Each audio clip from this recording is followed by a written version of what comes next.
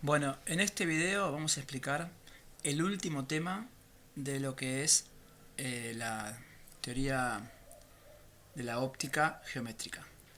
Este tema se llama reflexión total interna y consiste en lo siguiente. Acá tenemos dibujado la superficie de separación de dos medios, el medio 1, el medio 2 y la normal. Sabemos que cuando la luz pasa de un medio, en este caso del medio número 1 al medio número 2, se desvía modificando la trayectoria del rayo. ¿Tá? Para que este fenómeno se pueda cumplir, tiene que darse la condición de que el ángulo de incidencia es menor que el ángulo de refracción.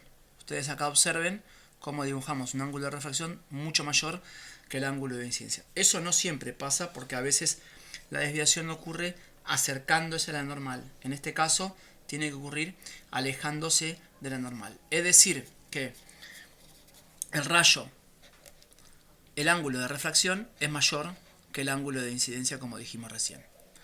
Ahora, ¿qué pasa si nosotros, sabiendo que esto está pasando, ampliamos el ángulo de incidencia? Por ejemplo, en el primer caso era un ángulo, poner de 20 grados y ahora hacemos un ángulo de 40 grados.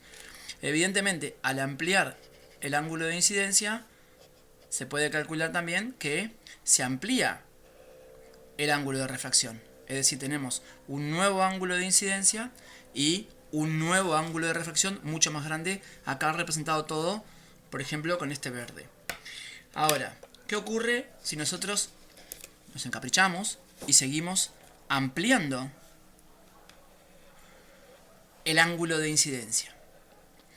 Va a llegar un momento que el ángulo de refracción va a ser tan grande que va a coincidir con la superficie de separación de los medios. Es decir, que el ángulo de refracción va a valer 90 grados. Cuando el ángulo de refracción vale 90 grados es porque el ángulo de incidencia es lo que llamamos un ángulo límite o ángulo crítico. ¿Ah? Es decir, que en este caso estaría con este rosadito marcado el ángulo de incidencia límite, que es el que se produce allí un ángulo de refracción de 90 grados. ¿Tá?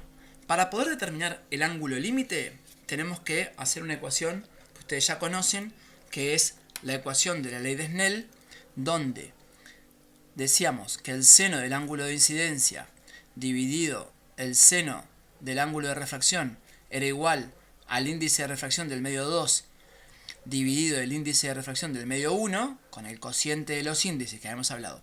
Pero le imponemos la condición que el ángulo de refracción sea 90. Por tanto, va a ser que el seno del ángulo de incidencia, cuando es el ángulo límite, va a ser igual al cociente entre el índice de refracción del medio número 2 dividido el índice de refracción del medio número 1.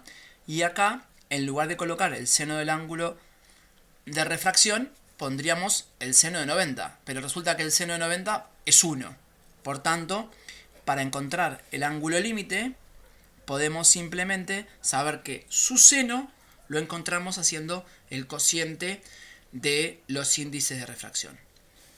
Y luego, con la calculadora, como explicamos en otro video, hacíamos la función inversa del seno y ahí encontrábamos el ángulo límite. ¿Qué ocurre si nosotros superamos, como todos los límites, queremos superar el ángulo límite? Supónganse que nosotros acá teníamos 70 grados, pero queremos aumentarlo, por ejemplo, y superar el de 70 grados. ¿Qué va a pasar?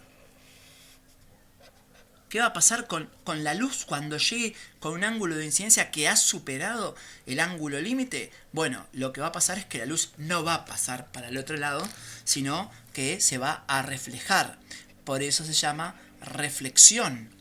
Esta clase, lo que va a pasar es que se va a reflejar tal cual como en un espejo y la luz va a quedarse en el mismo medio en el que provenía, sin pasar al otro medio y respetando la ley que el ángulo de incidencia era igual al ángulo de reflexión. Es decir, que acá tenemos un rayo reflejado. Aunque ustedes no lo crean, esto es muy importante para nosotros, es muy importante para nuestras vidas, para cada minuto que la discusión nuestra, porque este es el fundamento del funcionamiento de las fibras ópticas. ¿Qué son las fibras ópticas? Están conformadas por medios transparentes donde la luz no pasa para el otro lado y una imagen puede trasladarse a la velocidad de luz confinada en un pequeño medio rodeado por otro medio donde se tiene que cumplir, por ejemplo, esta condición. ¿Tá? Eso es toda la clase de hoy.